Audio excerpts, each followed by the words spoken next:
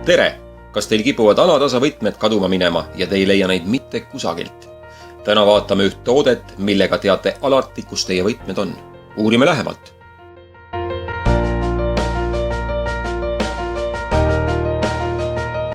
Nagu pakendi pealt näha võib, on toode üsna väike ja stiilne.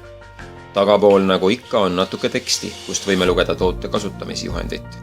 Võtmehoidja peal on väike nupp, mis käivitab LED-tulukese, kuid ma ei näinud sellele erilist mõtet, sest see ei olnud eriti võimas ja ei valgustanud mitte midagi. Ainus põhjus, miks see hea on see, et vilistades hakkab see vilkuma ja võtmeid on lihtsam üles leida. Kuidas seda siis kasutada? Kõigepealt tuleb seade kinnitada oma võtmete külge ning lülitada see sisse vasakul pool olevast nupust. Siis tuleb võtmed ära kaotada ja vilistada.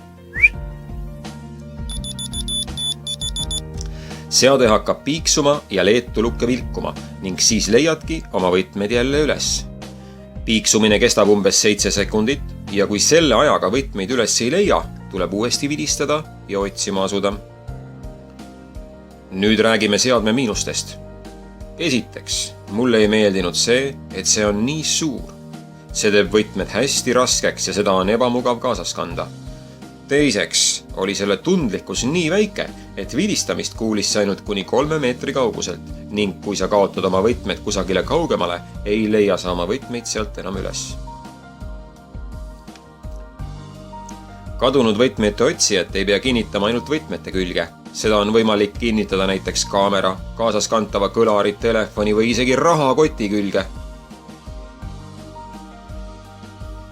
Hea küll, ongi kõik selleks korraks. Aitäh vaatamast ja kohtumiseni!